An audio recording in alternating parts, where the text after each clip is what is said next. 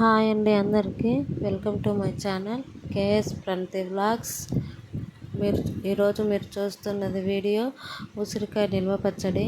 ఈరోజు మా ఇంట్లో మా అత్త అయితే ఉసిరికాయ నిల్వ పచ్చడి తయారు చేసింది. మీతో షేర్ చేసుకోవాలనిపించి మీకు వీడియో చేస్తున్నా. మీరు కనుక నా ఛానల్ని మొదటిసారి చూస్తున్నట్లయితే నా ఛానల్ని సబ్స్క్రైబ్ చేసుకోండి. అలాగే నా వీడియో నచ్చితే ఒక లైక్ చేయండి. అలాగే నా వీడియోని స్కిప్ చేయకుండా లాస్ట్ వరకు చూడండి. ఈ ఉసిరికాయ నిల్వ పచ్చడి వేడివేడి అన్నంలో వేసుకొని తింటే చాలా బాగుంటుంది. ఇక వీడియోలోకి వెళ్తే ఉసిరికాయలు తీసుకోవాలి. ఉసిరికాయలని బాగా కడిగి తుడిచి ఆరబెట్టుకోవాలి. ముందుగా పొయ్యి మీద బాణలు పెట్టి దాంట్లో వేరుశనగ నూనె వేయాలి. వేరుశనగ నూనె వేసి బాగా కాగిన తర్వాత మనం కడిగి తుడిచిపెట్టుకున్న ఉసిరికాయల నూనెలో వేసి బాగా వేయించుకోవాలి.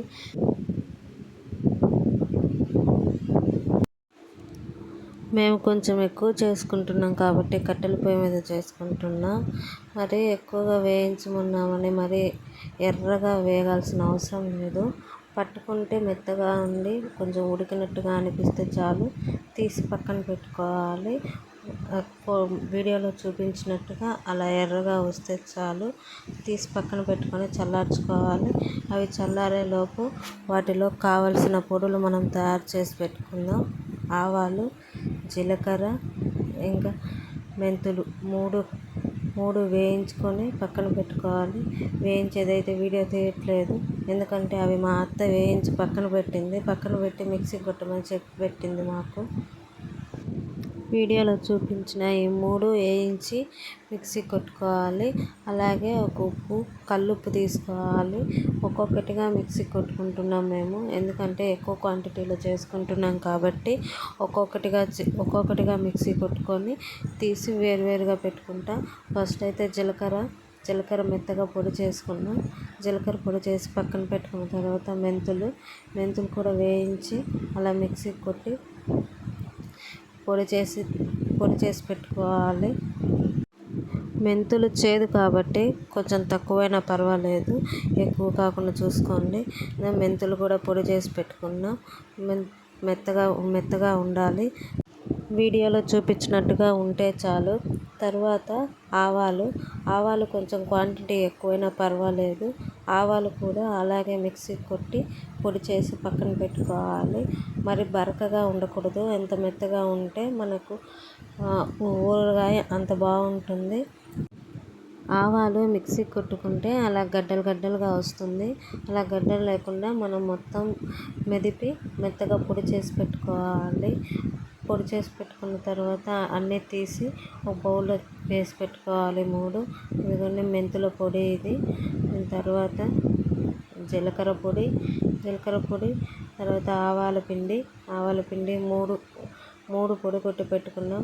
అలాగే మనం ఉప్పు తీసుకున్నాం కదా, కల్లుప్పు తీసుకోవాలి. కల్లుప్పు కూడా దాన్ని కొంచెం మిక్సీ కొట్టి మెత్తగా పొడి చేసుకోవాలి. కల్లుప్పు అలాగే వేస్తే కరగదు కాబట్టి ఉప్పు కూడా మిక్సీ కొట్టి కొంచెం మెత్తగా చేసి పెట్టుకోవాలి. రెడీ అయిపోయినాయి.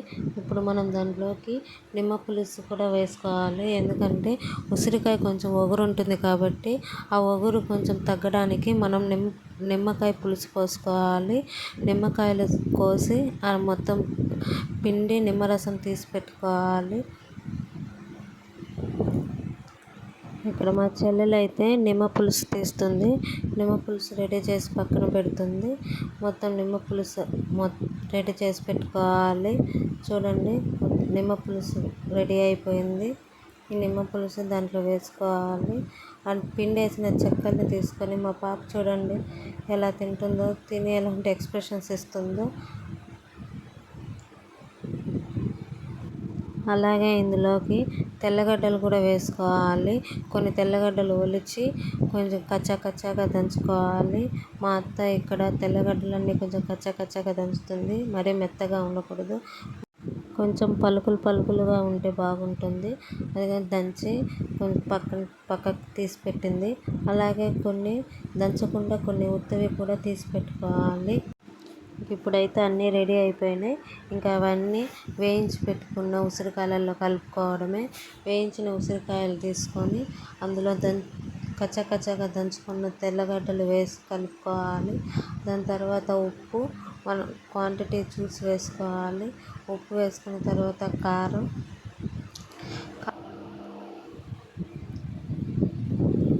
తర్వాత ముందుగా మనం రెడీ చేసి పెట్టుకున్న పొడులని ఒక్కొక్కటిగా వేసుకోవాలి. ఆవాల పొడి, జీలకర్ర పొడి, మెంతుల పొడి మూడు వేసి కలుపుకోవాలి. చెప్పాను కదా మెంతులు చేదని, కొంచెం చూసి వేసుకోండి. 3 వేసుకున్నది బాగా కలుపుకోవాలి.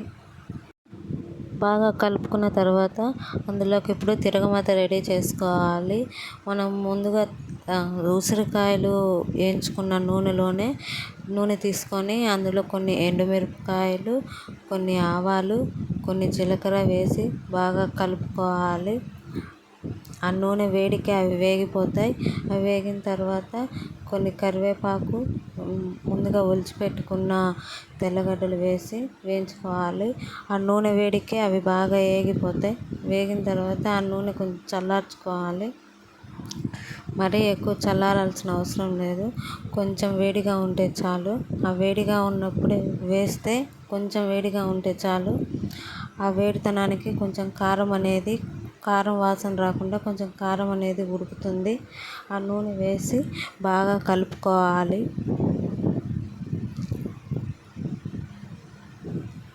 ఆ ఉప్పు కారం అనేది ఉసిరికాయలకి బాగా పట్టాలి కాబట్టి బాగా కలుపుకోవాలి. మాకు ఇందులో కొంచెం నూనె తక్కువైనట్టుగా అనిపిస్తుంది. అందుకని మళ్ళీ కొంచెం నూనె వేడి చేసి చల్లార్చి మళ్ళీ అందులో నూనె కలుపుకున్న తర్వాత చూడండి ఎలా ఉందో. మాకైతే ఈ పచ్చడి చూస్తుంటే నాకు నోట్లో నీళ్ళు ఊరుతున్నాయి. మా ఇంట్లో అందరం కూడా ఈ ఊరగాయ పచ్చళ్ళు బాగా ఇష్టంగా తింటాము. బాగా కలుపుకొని దీన్ని ఒక జాడీలో కానీ ప్లాస్టిక్ డబ్బాలో కానీ స్టోర్ చేసి పెట్టుకోండి. 3 రోజుల తర్వాత తీసి మళ్ళీ కలబెట్టి ఉప్పు చూసి ఉప్పు సరిపోకుంటే ఉప్పు కలుపుకోండి. అలాగే ఊరగాయ కలిపిన గిన్నెలో వేడి అన్నం వేసి తినడం మాత్రం మర్చిపోవద్దు. మీరు నెయ్యి తినే వాళ్ళైతే నెయ్యి కూడా వేసుకోండి.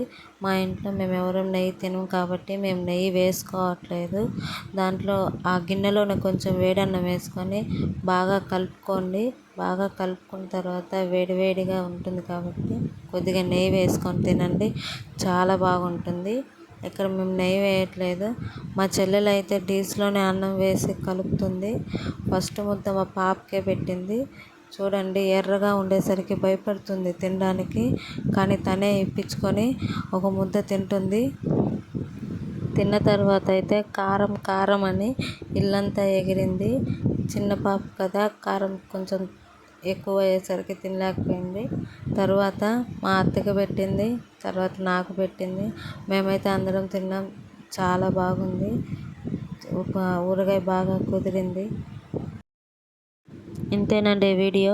నా వీడియో లాస్ట్ వరకు చూసినందుకు అందరికీ థ్యాంక్స్. నా ఛానల్ని మొదటిసారి చూస్తున్నట్లయితే నా వీడియోకి ఒక లైక్ చేయండి.